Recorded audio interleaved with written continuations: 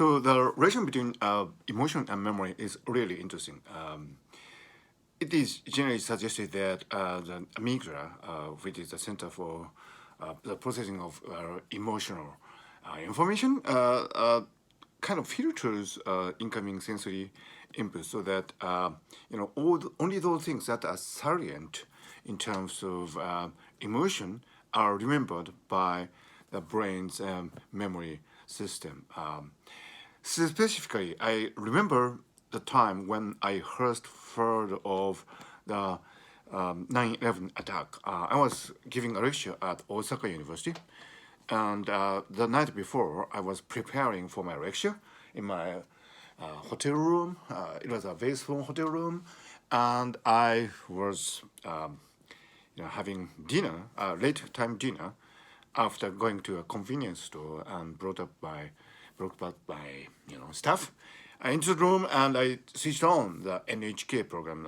These were the days when you actually watched terrestrial TV as a kind of default source for information, and there was this shocking video showing the airplane crashing into the World Trade Center, and I was really shocked. And it was something that I couldn't believe, and as everybody who would have who experienced that firsthand would testify. And so it was later tonight, Japan time, JST, and I really was aghast, and I forgot everything about the lecture next morning, but I had to give the lecture anyway.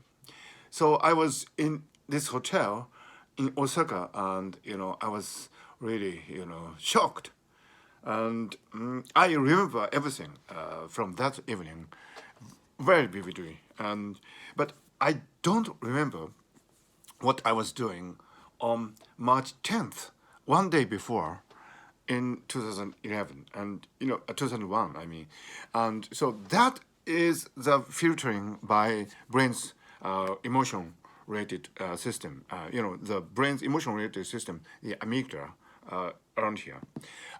It judges whether incoming information is important or not. And if it is important, that would amygdala would relay that information to hippocampus, and which is the center for memory, and the hippocampus would register that information with heightened recruitment of brain's resources so that it can be stored in brain's associate cortex in the temporal lobe. So that's how we remember things that are emotionally salient in our lives.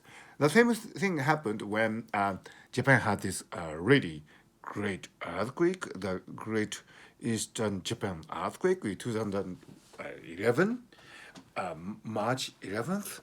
I was on a Tokyo subway, and I was going to my research group seminar in Tokyo, and I was riding on the Tokyo subway when the train suddenly stopped, and I was not certain what was going to happen, but it was actually the result of the Tokyo subway's really sophisticated alert system. It actually captured the P wave, the initial tremor of the earthquake, and then at the time it stopped. The train was, train stopped, and then after the train stopped, I was wondering what was going on, and then the major, quake came, the S wave, and which always arrives later than the P wave, and the train carriage was shaking like this, and it was nothing I ever experienced. And so I was with three other middle-aged ladies, and they were wondering what was happening, and I was using my smartphone. Those were the days when not there were not so many people using smartphones, but I was using it, and I watched. I look at that screen, and it said, in news alert, and it said the earthquake was actually earthquake originated in the Tohoku area, which is kind of far from Tokyo. So it was at that moment that something really serious was happening, because the epicenter was so far off, and yet we felt this really great tremor in the heart of Tokyo. So, I was really shocked, and you know, and then really, really strenuous and stress-filled days began. Of course, there was this tsunami, which I talked about in my 2012 TED Talk in Long Beach, and yeah, it was a really horrible day. And then the nuclear power plant in Fukushima exploded. So I remember everything so vividly. However, I do not remember what I was doing one day before the great earthquake on March 10th, 2011. So, the brain is like that. When something which is very salient in terms of emotion happens, as I said, the amygdala registered it, and it actually processes information quite rapidly so that it kind of configures the brain circuit to give priority to the information that is coming. And so, these interaction between the brain's emotion system and memory system can be demonstrated in such dramatic historical events like the 9/11 attack or the Great Eastern Japan earthquake. And, so we remember these things really vividly, but the same thing can be said about daily occurrences in a more subtle way. Like, when you are conversing with somebody, you sometimes remember one particular word or phrase very vividly. That is because your emotional system is reacting to that particular information. So it so happens that what you remember uh, is different from what the other person remembers. For example, when you're conversing with your parents or your friends, and there is something that is really impressive on you, and you remember that word really vividly, but when you ask years later if the person who said that remembers it or not, quite often they would say, "Well, I don't remember having said anything like that," and but you remember it. Actually, it might have changed your life.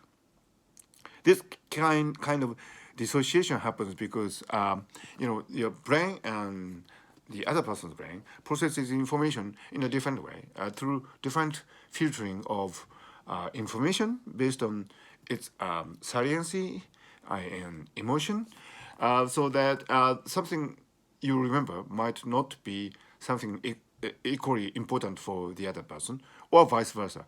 Something you have said might be have registered in the other person's memory system so vividly, so that that person has this very strong impression of that, but actually you don't remember what you have said. And so this kind of contradiction between memory systems of different persons can lead to sometimes disputes, and when you quarrel with your family member or your lover, your friend. It so happens quite often that you have inconsistent memories of the dialogue that you have been carrying out, and that dissociation between interpersonal memories can be caused by the different processing of information by each person's emotion and memory-related brain circuits. So that is quite normal. That is not abuse or delusion or intentional misrepresentation of information. That is only the nature of the brain's memory and emotion system. So it is quite interesting to ponder the way we register the information that come our way in our life, and it's quite different from artificial intelligence systems or computers, because they store information without any filtering, because and they are able to do that because they have this huge memory capacity.